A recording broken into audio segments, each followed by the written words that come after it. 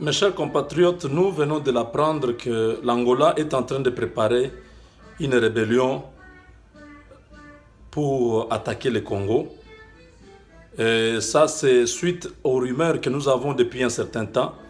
L'année passée, nous vous avons dit que l'Angola était prêt à pouvoir intervenir militairement au Congo, parce qu'ils se sont retirés d'abord. On n'a pas su les causes de leur retrait de notre pays. Et après, on a appris que les bateaux américains étaient au large de Mwanda et que l'Angola était en train de se préparer pour entrer au Congo et chasser Kabila. Parce qu'ils se sont rendus compte que Kabila ne comprend absolument rien, il ne veut pas partir. Kabila veut faire dérailler la démocratie, il ne veut pas organiser les élections. Bref, ça va créer un mouvement de déstabilisation de la région. Alors, comme il y a beaucoup d'intérêt dans la région, les Américains ont trouvé que ce n'était pas un bon candidat qu'on devait garder. Il fallait tout faire pour le remplacer, même par force. Alors, vous avez vu tous, Kabila a été en Angola, à la réunion avec les autres chefs d'État. Ils ont demandé qu'ils puissent rentrer, organiser les dialogues. Mais les dialogues en question, Kabila ne veut pas respecter. Donc, Kabila ne veut pas respecter et mettre en pratique les résolutions de cet accord qui a été obtenu le 31 décembre. Alors, ils ont trouvé que ça ne servait à rien de continuer à supplier Kabila comme si c'était un grand bébé dont il fallait user la force pour le faire partir. Et nous avons vu il y a quelques jours Jean-Marie Kassamba, qui est l'un des communicateurs de la majorité présidentielle, attaquer clairement sur une chaîne de Kinshasa les gendres ou les beaux-fils du président angolais, celui qu'on appelle le syndicat Dokolo. Donc il dit que le syndicat Dokolo prépare une rébellion pour envahir le Congo et renverser le régime. Je crois que mes frères, on n'a plus besoin de beaucoup de preuves pour comprendre ça, parce que si Jean-Marie Kassamba enlève les gants pour attaquer celui qui est comme le chouchou, l'enfant aimé de Eduardo Santos, son gendre, allez-y comprendre. Il évite de dire directement que le gouvernement angolais veut nous attaquer. Et ce matin, si vous allez sur le site de Radio Okapi, on signale le renforcement de la sécurité le long de la frontière du côté de l'Angola. Le commissaire général de la police qui est là-bas, il dit que non, c'est en prévision d'une quelconque attaque, d'une rébellion qui viendrait de la RDC. Quelle est cette rébellion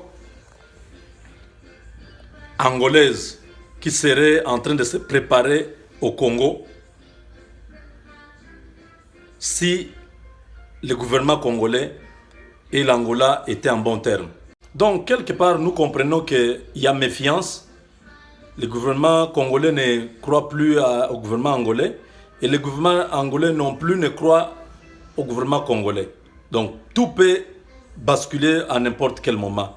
Ils disent que non, comme Kamwina Sapo contrôle déjà toute la frontière, il semble qu'il y a des rébellions, des rebelles qui se préparent pour envahir l'Angola. Donc, ils se jettent mutuellement la balle.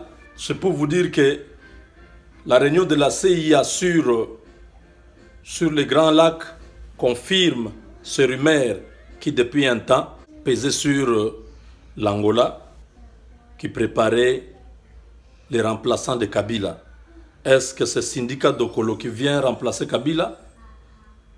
On ne sait pas. Est-ce qu'il y a un oiseau rare qu'on ne connaît pas encore le nom? Kamwina Sapo, il prépare beaucoup de choses.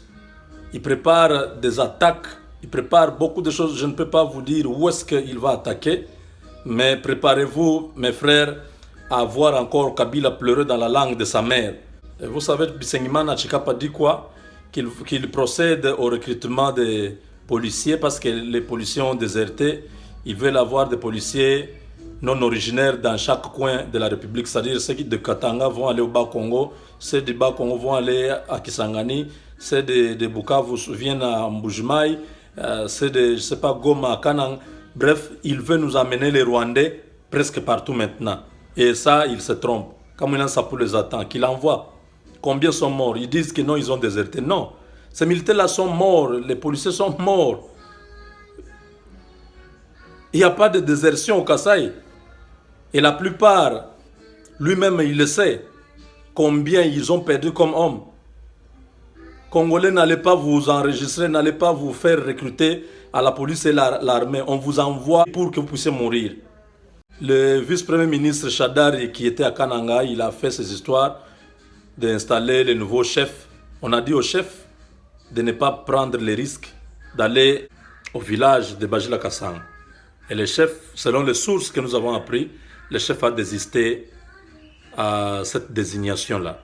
Il a dit que lui n'est pas prêt à pouvoir occuper cette fonction dans ces conditions. Je ne sais pas, il cherche quelles conditions, mais ce que nous savons, c'est que c'est une fuite en avance. Il comprend qu'il n'a pas la force, il n'a rien dans le corps, il risque d'aller mourir là-bas. Celui qui a les attributs du pouvoir, c'est Kamwina Nsapu. Vous savez, le conflit a commencé avec Évariste Boshab. Donc, à l'époque, le papa de Kamwina Nsapu, qui est actuellement au pouvoir, était de l'opposition. Et son frère Ntenda était de la majorité. Alors, les gens de la majorité, comme ils voulaient que tous les chefs coutumiers puissent travailler avec eux, ils ont tout fait pour qu'ils puissent éliminer le chef Kamwina qui était en poste, qui était là, qui était de l'opposition. Et après, si ils réussissent à mettre quelqu'un de leur tendance, ils vont contrôler tous les villages, toute la population va être gagnée à la cause de la majorité présidentielle. Le père de celui qui est actuellement au pouvoir avait déjà désigné son successeur. C'était son fils Jean-Pierre Pandi. Il lui a même initié en tout, dans toutes les histoires traditionnelles. Il lui a montré une malle qui était fermée depuis que ses ancêtres lui avaient légué. Il a dit à son fils, voilà cette malle, quand tu prendras le pouvoir, chaque fois qu'il y aura un problème dans la société, dans la communauté, appelez les anciens du village, venez entourer la malle, parlez, demandez tout ce que vous avez besoin de voir se réaliser ici, mais n'ouvrez pas cette malle. Et le fils était déjà initié à ces histoires. Le fils est rentré en Afrique du Sud. Après, le papa a suivi son fils en Afrique du Sud. Bon, là-bas, le fils n'a pas compris comment le papa est arrivé chez lui. Il lui a demandé de rentrer avec lui au Congo pour aller occuper sa place parce qu'il sentait sa mort prochaine. Alors ils sont entrés dans l'avion jusqu'à Ndjili, de Ndjili jusqu'à Kananga. Quand ils arrivent à l'aéroport de Kananga, le papa dit au fils, précède-moi au village, moi j'ai quelques histoires j'ai quelques problèmes à régler ici. Et Jean-Pierre est arrivé au village. Quand il arrive au village, on lui dit non, ton père est mort il y a une semaine. Jean-Pierre ne comprend pas. Directement, il se rend compte que le papa lui avait fait des numéros pour qu'il puisse voir sa capacité à pouvoir gérer la communauté. Pendant ce temps-là, le frère de son père, Tenda, s'est arrangé avec Boshab, tout ça, pour qu'il puisse prendre le pouvoir. Jean-Pierre Pandi a fait les démarches pour qu'on puisse lui donner les documents lui reconnaissant qu'il est chef. Le pouvoir faisait les zigzags, il ne voulait pas, il voulait à la place mettre ce gars-là de Ntenda. Et Jean-Pierre finalement, donc quand je parle de Jean-Pierre, je parle du grand chef Kamwina Nsapu qui est actuellement. Finalement, quand il a trouvé que ces gens-là se moquaient de lui, il a abandonné, il est rentré en Afrique du Sud. À son départ de l'Afrique du Sud, Kande, qui est le gouverneur, a dit ce type c'est un orgueilleux, c'est un opposant, il ne veut pas travailler avec nous. C'était en complicité avec beaucoup d'autres sénateurs et députés qui ne voulaient pas voir Kamwina Nsapu Pandi régner parce qu'il était incontrôlable. Ils ont envoyé des militaires croyant qu'il était là-bas.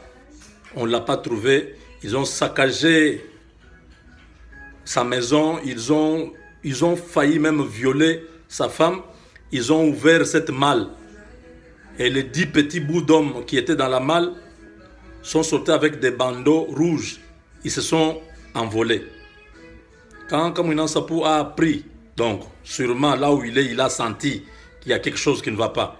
Il a pris son avion, il est revenu jusque chez les Bajila Kassang. Il arrive sur place, il trouve que la malle a été vandalisée.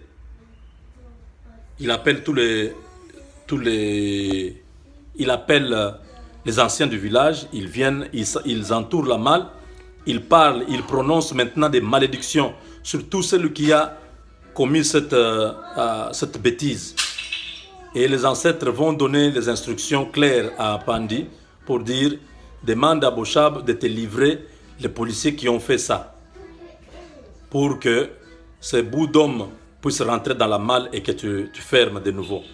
Quand Pandi a demandé à Évariste, la première fois Évariste a refusé, la deuxième fois, au lieu qu'Évariste puisse livrer ses militaires pour que tout s'arrête, que le sang de ces militaires coule, afin que la colère des ancêtres s'apaise, Évariste s'est entêté, il a dit à Kande d'envoyer des militaires pour attaquer. Tout est parti de là. Quand on vous a dit non, on a tué Kamwina Nsapu, ce n'était pas Kamwina Nsapu qu'on a tué. Ça, ce sont des forces de Kamwina Nsapu qui se sont démontrées là-bas. Ils ont pensé tuer Kamwina Nsapu. Voilà pourquoi, jusqu'aujourd'hui, ils n'ont pas les corps de Kamwina Nsapu. Ils ne peuvent pas donner ça. Ce qu'ils ont fait à Kanangala, ce sont des mascarades. Il n'y a pas les corps de Kamwina Nsapu. Kamwina Nsapu est vivant. Et les bouts d'hommes qui sont sortis de la malle ne sont pas encore rentrés dans la malle. Voilà pourquoi dans les Kassai, vous voyez tous ces petits-enfants. Vous pensez que ce sont des petits-enfants. Ce sont les forces des ancêtres qui sont en train de fonctionner dans les Kassai. Et personne ne peut résister devant ça. Ni lui-même, Kabeya Ntumba qu'on vient de mettre, il n'a pas cette force-là. Donc, toutes ces aventures-là, des gens de Kinshasa, ils continuent. Bochab a sauté. Il n'est plus. Maintenant, c'est Shadari qui vient aussi tenter les aventures au Kassai. Ils vont tous être confondus parce que ces hommes-là qui sont sortis de la malle ne sont pas rentrés dans la malle, ils sont dans la nature et le chef est en train de les commander. Tout militaire qui va venir pour attaquer, il va être tué. Ils vont seulement perdre au Kassai là. Donc voilà un peu l'histoire. J'ai coupé en bref. Prochainement, quand on aura beaucoup de temps, on va entrer en détail.